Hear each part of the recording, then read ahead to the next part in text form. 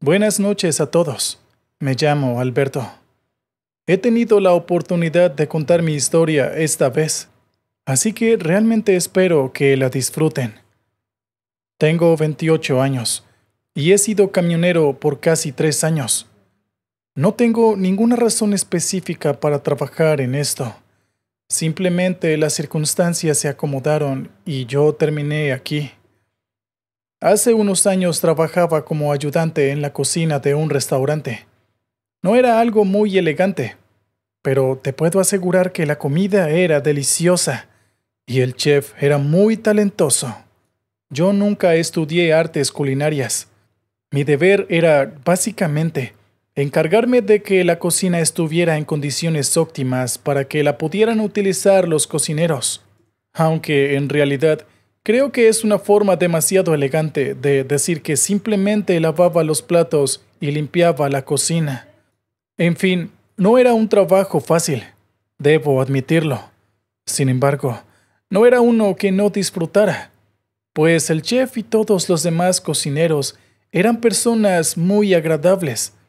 Así que supongo que puedo decir que el ambiente laboral era bastante bueno, o al menos por mi parte era así, pues no hubo ni siquiera un solo día en el que me sintiera aburrido. A pesar de lo bien que nos sentíamos cada uno de los empleados, la situación financiera del restaurante era una muy distinta. El dueño apenas si podía llegar a fin de mes y a veces se retrasaba con nuestros salarios. Hicimos todo lo posible. Cada empleado aportó todo lo que podía. A veces incluso hasta nos quedábamos más tiempo trabajando y no cobrábamos esas horas, porque genuinamente queríamos que el restaurante saliera adelante. Pero lastimosamente, todos los esfuerzos fueron en vano, y el restaurante terminó quebrando. A todos nos dolió profundamente, pero esa era la realidad y había que aceptarla. El dueño logró vender el local a un buen precio, y con ese dinero pudo pagar los salarios con los que se había atrasado, y al mismo tiempo sus préstamos en el banco. Y luego, nunca volvimos a saber de él, aunque recientemente escuché que con el dinero que le sobró, abrió otro pequeño negocio en otra ciudad. Pero no creo que eso importe mucho en estos momentos. Después de eso, yo me pasé buscando empleo por todas partes, pero debido a que no tenía un título universitario, tuve que limitar bastante mi búsqueda. Era muy difícil ser aceptado en empleos en los que todos los solicitantes tenían un currículum parecido, o tal vez similar al mío. Creo que difícil no es la palabra correcta. Creo que, más bien, era literalmente un golpe de suerte ser aceptado en alguno de esos empleos. Busqué en muchas empresas hasta que finalmente, realmente no empecé como trailero, ya que no tenía la licencia de conducción, pero logré obtenerla en poco tiempo, y casi de inmediato comencé a conducir el camión de la empresa, y hasta el día de hoy, ese camión ha sido mi fiel compañero. Bueno, no es mi camión realmente, es de la empresa, pero nadie lo maneja más que yo, así que lo trato como si fuera mío. Normalmente mi labor es transportar los productos terminados desde la fábrica de la empresa hasta la bodega, pero a veces también debo transportar estos productos a otras bodegas, y algunas están fuera de la ciudad. Aquella vez tuve que transportar toda la producción de la mañana a la bodega de una ciudad que queda a 3 días de camino. Lo único molesto de estos viajes es que debo conducir muy tarde en la noche. Y no sé si soy el único, pero me da algo de miedo las carreteras oscuras. Cuando lo pienso, incluso me da risa. Un camionero que le teme a las carreteras nocturnas. Aunque realmente espero no ser el único. El suceso que quiero contarles ocurrió en el segundo día de ese viaje, y obviamente era de noche. Conduzco con mucho cuidado cuando oscurece, y siempre intento adelantar todo el camino que pueda por el día para no tener presiones en la noche y poder conducir tranquilo. Ese día estaba especialmente cansado, pero el hotel en el que me tenía que quedar aún estaba un poco lejos, así que no me quedaba más remedio que seguir conduciendo. Intentaba concentrarme lo más posible en el camino, y a pesar que no me estaba durmiendo o algo parecido, lo cierto es que sí tenía los párpados pesados. Era una vía de doble sentido, así que hacía lo posible por estar concentrado y despierto, y evitar tener algún inconveniente. En un momento di un pequeño bostezo, y de la nada, en el sentido contrario de la vía, un camión pasó a toda velocidad. Por un momento me asusté. Pensé que aquel tipo iba fuera de control y que íbamos a tener una colisión frontal. Pero gracias a Dios que no, y simplemente pasó de largo. Lo único que pensaba en esos momentos era que el tipo de verdad que estaba loco. ¿A quién se le ocurría manejar así en una carretera oscura a mitad de la noche? En este país la gente es muy imprudente. Con el paso de los minutos le resté importancia al asunto. Pero momentos después, otro camión que iba detrás de mí comenzó a tocar el claxon con mucha insistencia, y antes de que pudiera reaccionar, me adelantó de una manera tan imprudente que por un momento pensé que iba a cerrarme y hacer que me saliera del camino.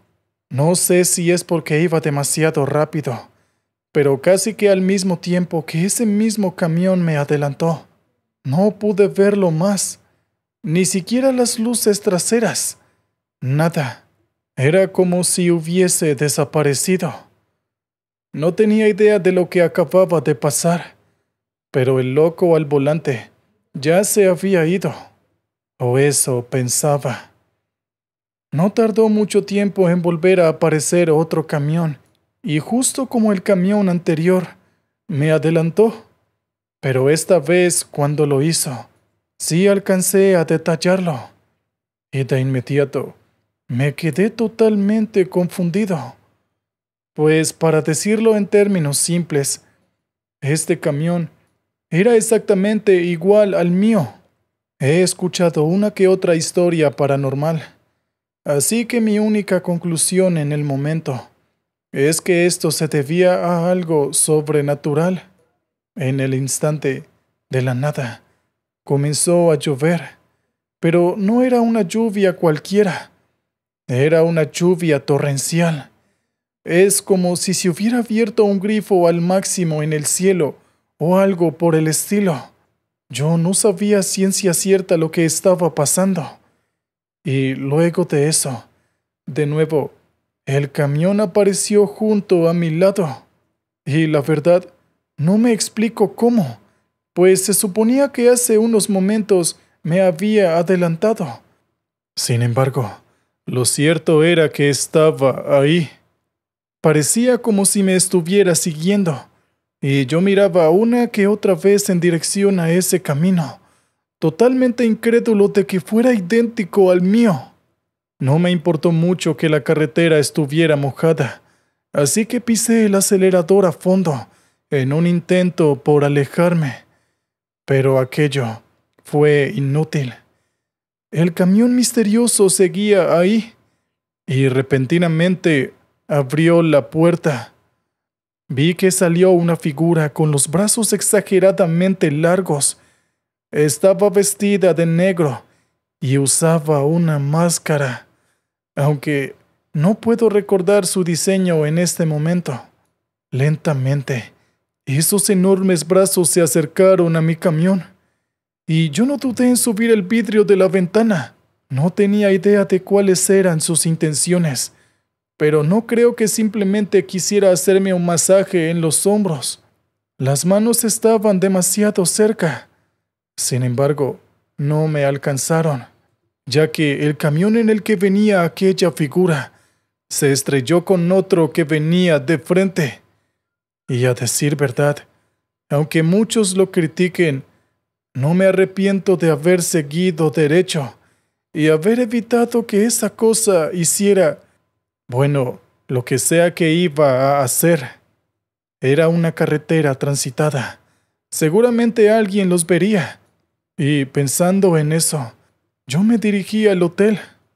Sí, sé que en este momento me deben estar juzgando, pero la verdad, una cosa es contarles lo que ocurrió aquí, y otra muy diferente es haberlo vivido. Yo estaba en un estado de pánico, así que no es como que haya podido pensar en otra cosa que salvar mi propio pellejo. Literalmente todo mi cuerpo temblaba, y me era un poco difícil sujetar el volante y la palanca. A pesar de esto, logré llegar sano y salvo al hotel, y milagrosamente logré estacionar correctamente el camión.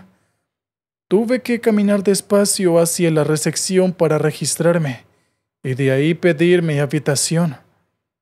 La imagen estaba demasiado vívida en ese momento, pues aquello había ocurrido recientemente. Supongo que era normal que me sintiera así, y adicional a eso, por momentos sentía que iba a desmayarme, puesto que se oscurecía mi visión, e incluso me daban náuseas. No sé cómo, pero logré llegar a la habitación sin ayuda, y al recordar una vez más lo que me acababa de pasar, no sé por qué, pero lloré en la cama de mi habitación hasta que me quedé dormido. Al día siguiente, lo primero que hice fue buscar el reporte del accidente, pero sorprendentemente no había nada. Todo era demasiado extraño. Yo estoy seguro que vi el accidente, pero era como si nunca hubiera ocurrido. A pesar de todo, el resto del viaje fue perfectamente normal, con la excepción de que esta vez ya no estaba tranquilo y en calma en las noches, por lo que conducía aún más rápido de día. Así podría evitar conducir en la noche.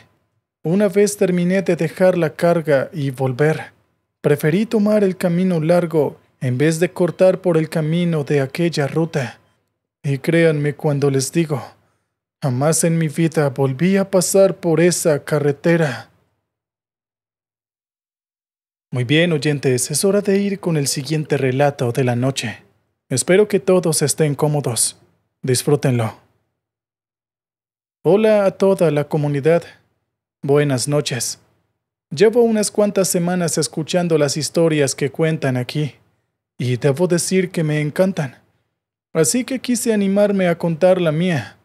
Espero que les guste. Me llamo Manuel. Tengo 40 años y soy trailero. Llevo 10 orgullosos años de servicio en esta labor. Como podrán imaginar, para mí el ser trailero es todo un logro, y dedicarme a eso es algo que prácticamente es parte de mi personalidad. Desde pequeño siempre tuve problemas de motricidad, y me pasaba mucho que a veces, en vez de mover mi pierna derecha, terminaba moviendo la izquierda porque las confundía. En general, tenía problemas de coordinación serios, pero mis padres y los médicos supieron ayudarme lo suficiente como para poder aspirar a una vida relativamente normal. Era natural que para mí, el dedicarme a ser trailero estuviera totalmente fuera de discusión, pero increíblemente, ese era mi sueño desde que tenía uso de razón. Supongo que algo que influyó mucho en ello es que mi padre se dedicaba a eso.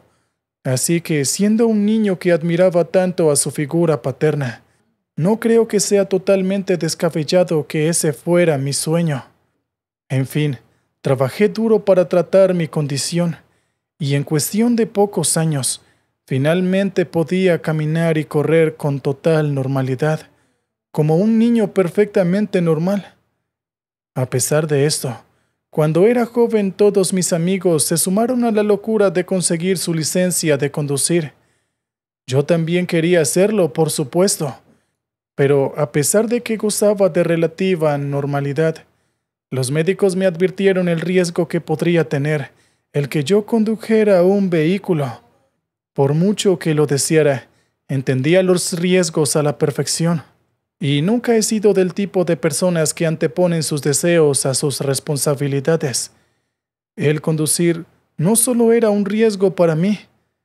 ¿Qué tal si terminaba estrellando a una persona por confundir el acelerador y el freno? Era algo que no podía pasar. Sería terrible.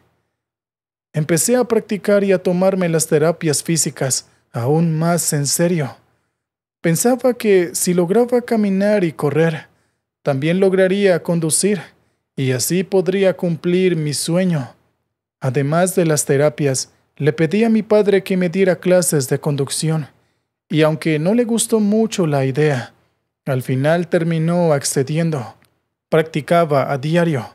No había día en que yo no estuviera tras el volante.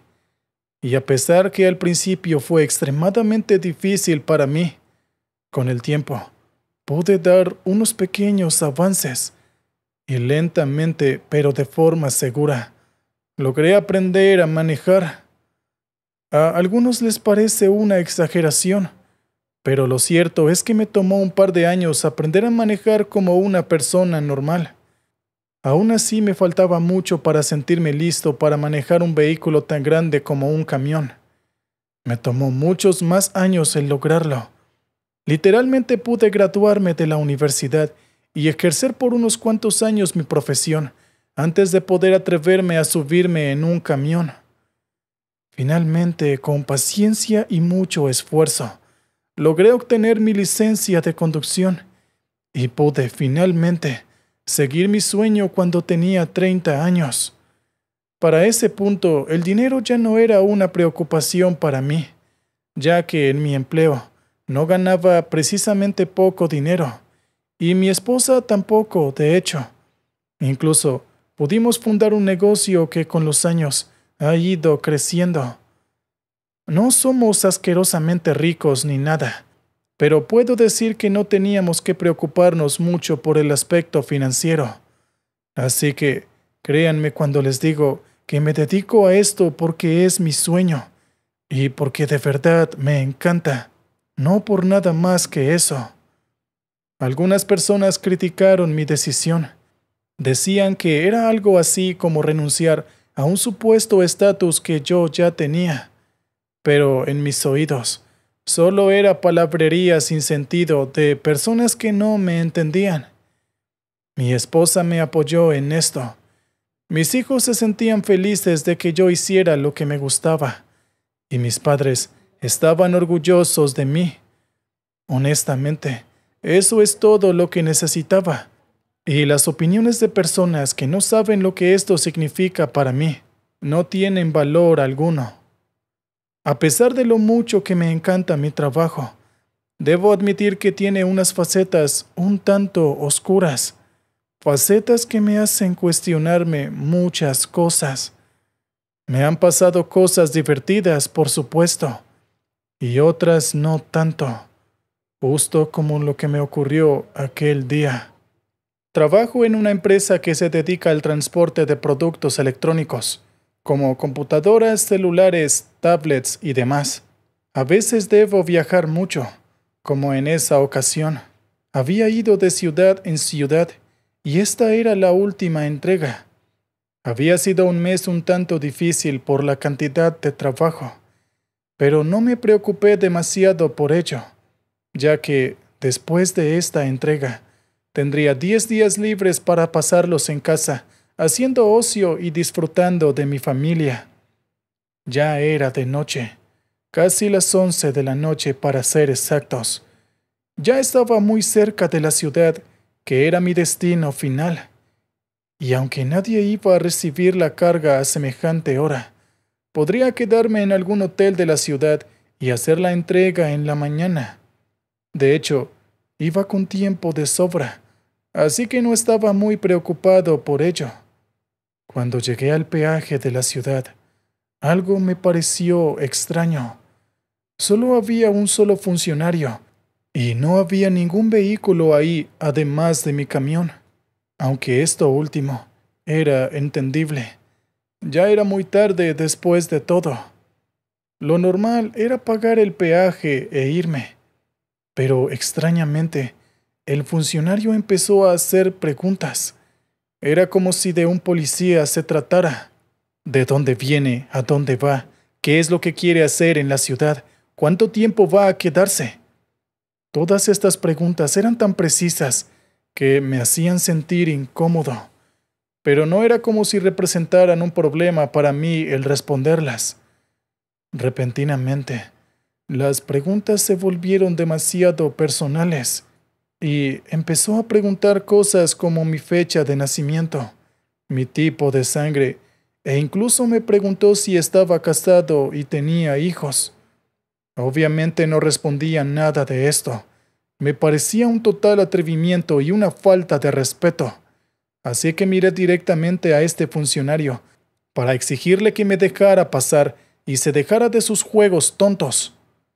Contrario a lo que pensé, en vez de intimidar al funcionario, quien salió intimidado fui yo, al ver los ojos de este sujeto, pues eran completamente blancos y su rostro estaba totalmente pálido. Era como si fuera alguna especie de cadáver. Esto me causó un gran sobresalto. Me asusté demasiado. Y el tipo simplemente comenzó a reírse como si estuviera loco. No sé, como una simple risa hizo que mi sudor se volviera frío. Pero eso fue lo que pasó.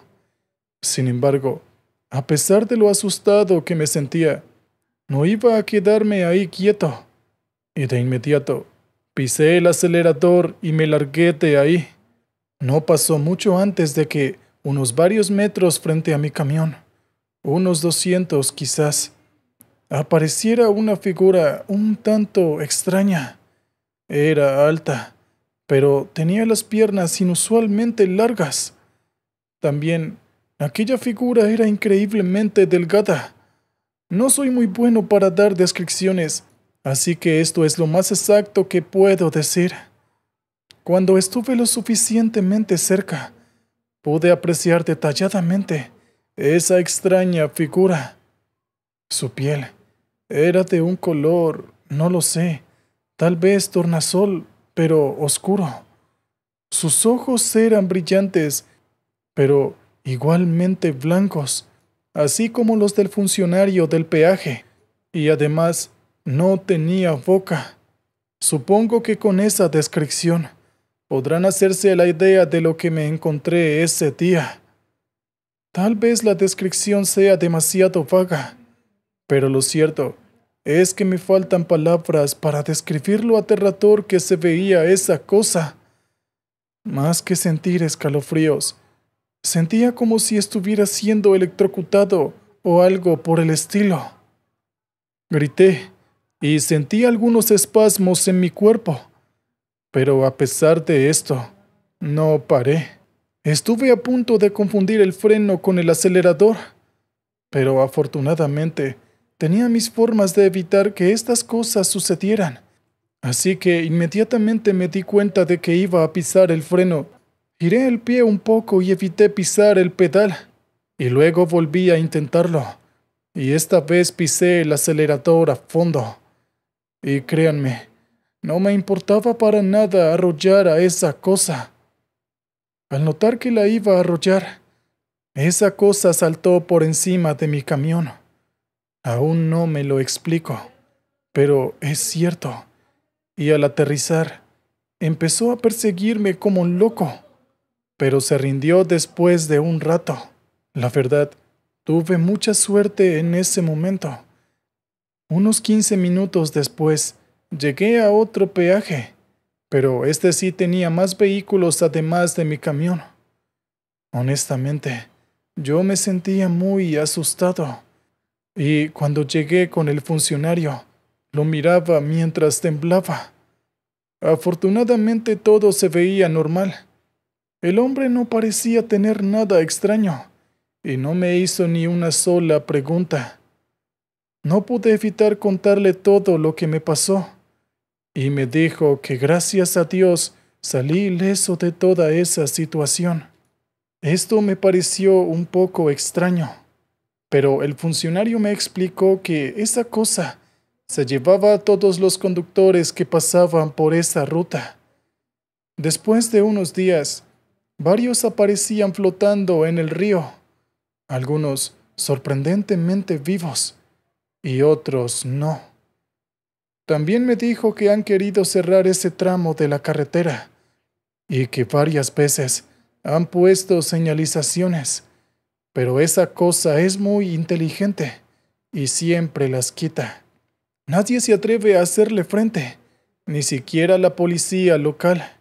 Yo me asusté mucho, pero me tranquilicé un poco cuando el funcionario me dijo que esa cosa no podía acercarse a cierta distancia de la ciudad, por lo que, cuando regresara a mi hogar, si no pasaba por aquel tramo de carretera y tomaba la otra ruta, todo estaría bien.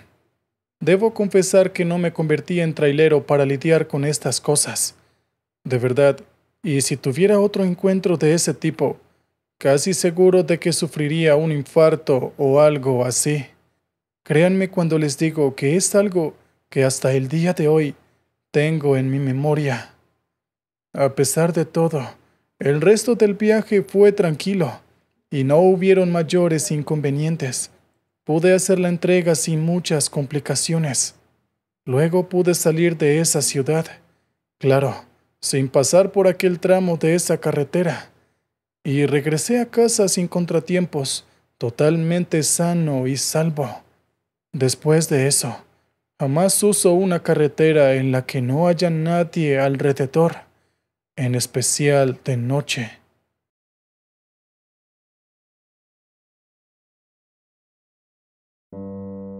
Las academias militares son lugares donde se forman las fuerzas armadas que protegen nuestros países. La disciplina, el esfuerzo, la valentía y la capacidad de seguir órdenes son sus banderas. Como civiles debemos estar agradecidos de que existan personas dispuestas a dar su vida por proteger a su país y academias dispuestas a formar a aquellos que desean dedicarse a tan noble labor. Sin embargo, en estas academias muchas veces se han reportado maltratos injustificados, violencia y constantes violaciones a los derechos humanos, todo en nombre de la patria. Hoy voy a compartirles la historia que nos cuenta un suscriptor, un profesor militar de una de estas academias, quien nos ha dejado muy claro que mantengamos el anonimato de su relato. Así que su nombre y algunos detalles sensibles serán cambiados o eliminados para evitar cualquier vinculación con su persona. No está de más decir que tomen este relato con mucha prudencia, ya que puede llegar a ser sensible para algunos públicos. Sin más introducción, busca un lugar cómodo en el vehículo. No olvides tu cinturón, ponte audífonos, prepárate una buena taza de tu bebida favorita y permíteme llevarte por otro desclasificado de Carreteras de la Oscuridad. Buenas noches. Mi nombre es Emiliano y hoy quiero contar una historia que creo que les pueda interesar, ya que podría tildarse de paranormal, aunque debo decir que no creo demasiado en esas cosas. Sin embargo, lo que me tocó vivir en el verano pasado fue algo que me hizo abrir los ojos. Y es que creo que en la vida llegan esos momentos en los que uno debe replantearse todo lo que cree y volver a revisar sus opiniones respecto a lo que es la vida y la muerte. Por ejemplo, durante mucho tiempo pensé que después de que uno muere, no hay nada, solo oscuridad. Pero ahora he cambiado de opinión. Creo que hay algo más aparte de esta vida. Lo que me hizo pensar de esa forma fue lo que me ocurrió un cierto verano. Yo vivo en Perú y actualmente soy militar. No voy a revelar mi rango ni mi destacamento por razones obvias, ya que podría perder mi empleo y ser enjuiciado por divulgar información sobre el ejército peruano. Sin embargo, en este destacamento hay una escuela militar donde yo estudié. Son años largos y duros, pero siempre valen la pena, ya que contribuyen al crecimiento rápido de tu carrera. En mis épocas de estudiante, circulaba una leyenda muy antigua sobre un espíritu que rondaba la escuela militar. Según contaban los más viejos, este espíritu pertenecía a un cadete que había fallecido en la escuela tras un accidente mientras cargaba su propio rifle. Aunque hay quienes afirman que fue un asesinato, ya que este cadete sabía demasiadas cosas sobre algunos oficiales. Él siempre fue muy curioso e indagó en cuestiones relacionadas con la corrupción, llegando a obtener información muy clasificada. Y fue así que los altos mandos decidieron eliminarlo. Más allá de la causa de su muerte, se decía que este cadete era visto habitualmente durante las noches en los galpones y en el patio de maniobras. A menudo aparecía como una luz brillante, pero muchos aseguraron haberlo visto de cuerpo entero, aunque con el rostro destrozado debido al disparo que le quitó la vida. En estos lugares circulan muchos rumores similares, ya que hay mucha violencia contenida, y algunos altos mandos no son lo suficientemente transparentes y llevan a cabo negocios oscuros.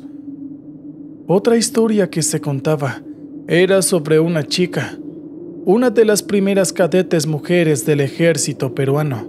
Dicen que se suicidó aquí tras ser víctima de acoso y discriminación. Desde hace tiempo trabajo en el destacamento y, por lo general, imparto clases a los cadetes jóvenes, siempre sobre cuestiones relacionadas con las ciencias duras, ya que esa es mi especialidad. A lo largo de los años he tenido muchos alumnos, algunos brillantes, otros no tanto, y algunos directamente muy tontos. El año pasado tuve un curso en el que nadie destacaba especialmente, excepto por un cadete al que llamaré Lucas. Era un chico al que siempre le hacían bromas, siempre era víctima del acoso. Era un tanto regordete, tenía acné en todo el cuerpo y una forma de hablar en la que arrastraba las palabras, lo que hacía difícil entenderle. También era lento para aprender, pero yo sabía que era un buen chico, así que traté de ayudarlo siempre que estuvo dentro de mis posibilidades. Pero quienes no tenían tanta paciencia con él eran sus compañeros y algunos de sus superiores. Muchas veces vi a Lucas haciendo ejercicio bajo el sol como castigo por algún error suyo. Recuerdo la vez que llegó el presidente, y durante la ceremonia de desfile, Lucas tropezó y cayó al suelo, dejando caer su arma. Eso enfureció a su superior de inmediato, quien lo castigó obligándolo a ducharse con agua fría durante las siguientes semanas. Y eso a pesar de que las temperaturas rondaban los 5 grados centígrados. Sus compañeros también eran igual de crueles. Le hacían bromas, lo perseguían y lo humillaban siempre que podían. En una ocasión tuvimos que sacarlo casi ahogado de la piscina, porque sus compañeros lo habían atado de pies y manos y lo habían arrojado al agua. Este tipo de situaciones, que pueden parecer salvajes para la población civil, son lamentablemente muy comunes en el ejército, especialmente en las escuelas de cadetes, donde se espera que los cadetes soporten todo tipo de humillaciones y pruebas. Pero en el caso de Lucas, esto era excesivo, incluso para estar en el ejército. Supe que estaba a punto de quebrarse. Pensé que no duraría mucho, así que un día me acerqué a conversar con él. Cadete, debo decir que usted me parece un hombre honorable. Nunca se enfada y siempre está dispuesto a dar la otra mejilla. Sin embargo, he estado pensando y creo que usted no encaja aquí. Quizás sería mejor para usted que renunciara. Así su vida sería un poco más soportable. Estas fueron las palabras que le dije esa tarde. Quizás algunos piensen que fui bastante cruel, pero la verdad es que buscaba lo mejor para Lucas, ya que estaba seguro de que tarde o temprano terminaría mal. Pero el cadete no aflojó. Con voz lenta pero decidida, dijo que pensaba graduarse porque esa era la promesa que le había hecho a su padre antes de morir. Me pareció un acto valeroso y entonces lo dejé en paz. Sin embargo, Al poco tiempo me arrepentí de ello. Fue cuando un día nos enteramos de que el cadete Lucas había sufrido un grave accidente. Se había caído de uno de los perdones verticales que se usan para escalar, cayendo desde una altura de unos 5 metros, golpeándose la cabeza y fracturándose ambos brazos. Al principio todo esto parecía un accidente, pero luego me llegaron rumores de que alguien había aflojado su cuerda. Yo indagué un poco, ya que era mi deber hacerlo, hasta que ahí llegué a su superior inmediato, un cabo de 22 años al que llamaré Sebastián.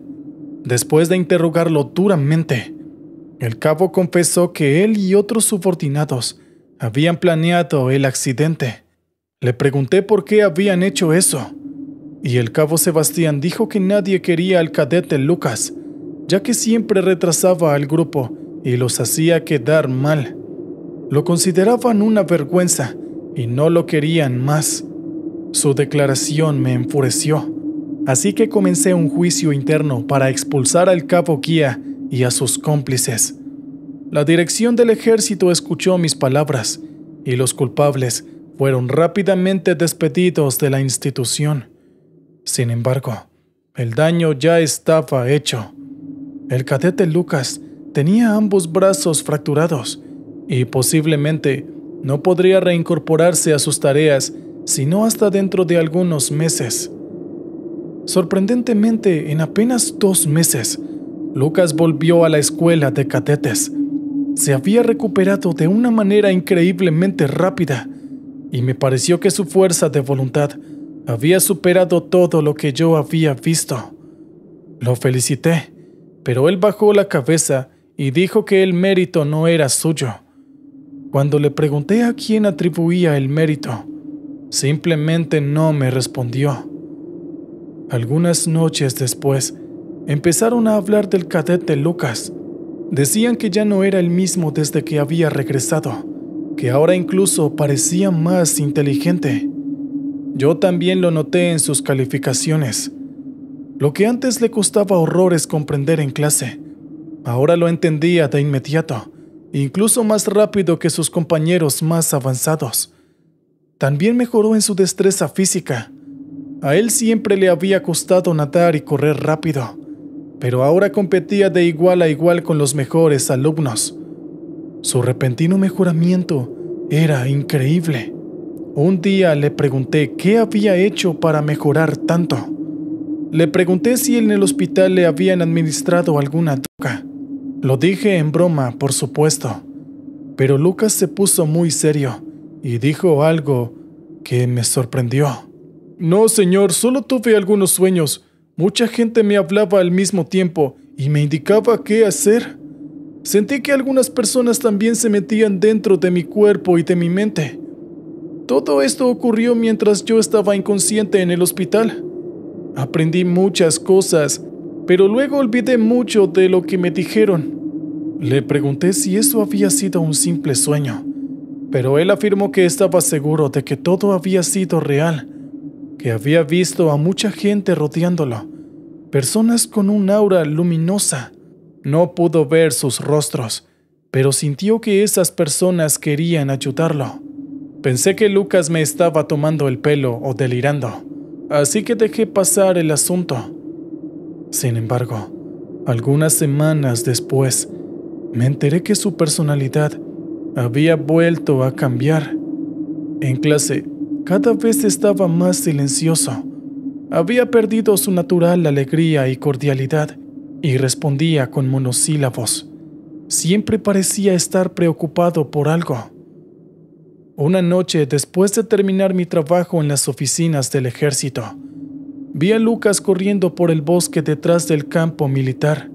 Lo detuve y le pregunté si lo estaban castigando, pero él dijo que lo hacía por voluntad propia, porque algunas voces le habían dicho que debía correr y ponerse en forma.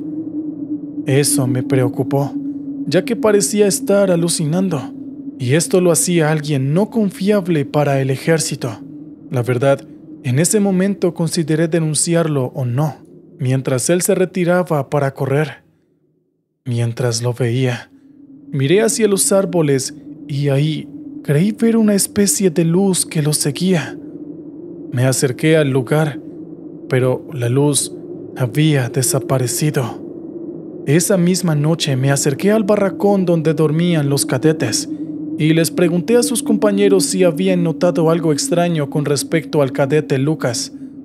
Algunos me dijeron que no, pero aquellos que dormían cerca de él dijeron que hablaba en voz alta por las noches y que una vez alguien se despertó solo para ver al cadete Lucas parado en el borde de su cama como una estatua, mirando fijo hacia un rincón mientras movía los labios lentamente como si hablara con alguien invisible.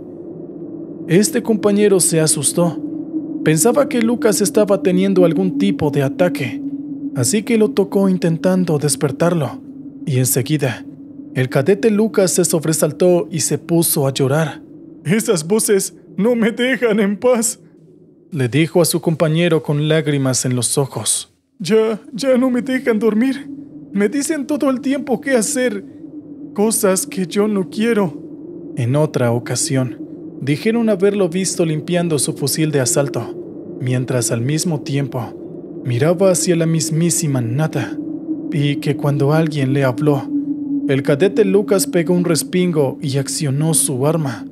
De haber estado cargada, hubiese matado a alguien. Estos testimonios terminaron de convencerme de que el cadete Lucas no estaba en sus cabales. Contacté al médico que lo había atendido en el hospital, aunque él no sabía nada, pero sus enfermeras tenían algo que decir al respecto, especialmente aquellas que lo atendieron en las primeras noches de su internación. Algunas dijeron que habían visto sombras en la habitación del cadete y que en la segunda noche entró en coma debido a una contusión oculta en la cabeza.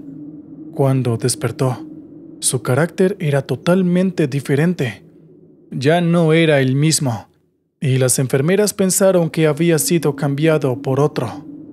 Con todas estas pruebas reunidas, organicé una audiencia con el Consejo Militar, sugiriendo que el cadete Lucas fuera retirado de la escuela, ya que tenía evidentes trastornos mentales y podría representar una amenaza para los demás. Mi voz en el organismo ya tenía cierta autoridad y me dieron el visto bueno. 2 días después, el cadete Lucas estaba preparando sus maletas para retirarse de la institución. Esto ocurrió a principios del año pasado. Algunos días después, uno de sus compañeros me dijo que creía que el cadete Lucas aún merodeaba por la zona. Incluso algunos guardias creían haberlo visto caminando entre los árboles del campo de entrenamiento. Yo había perdido contacto con el cadete Lucas, ya que sabía que se había retirado la institución sin decir palabra, y al parecer se había alojado en una pensión en la ciudad. Noté que sus compañeros se sentían aliviados de tenerlo lejos, porque el cadete Lucas, al final, tenía una sonrisa siniestra y decía cosas sin sentido, como que uno de ellos moriría muy pronto en un accidente en la carretera. Los avistamientos del cadete Lucas se sucedieron durante los siguientes días. Muchos decían que lo veían cerca de los galpones automotores. Otros decían haberlo visto de noche acostado en su antigua cama, aunque cuando encendían las luces, su cuerpo ya no estaba allí.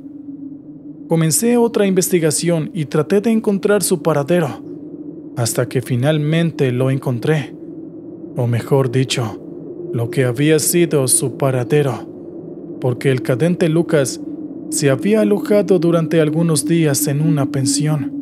Sin embargo, luego fue encontrado sin vida, aparentemente como resultado de un suicidio. La casera lo descubrió una mañana, y la mujer me dijo algo que me dejó helado. Ese pobre chico tenía el espíritu atormentado. Creo que estaba poseído por varios demonios, e incluso muchos habían logrado meterse en su cabeza. Una de sus últimas palabras fue que pensaba regresar a la escuela y a los otros. Eso me asustó mucho, así que llamé a la policía, pero no le dieron importancia a mi denuncia. Al día siguiente, el cadete Lucas estaba muerto.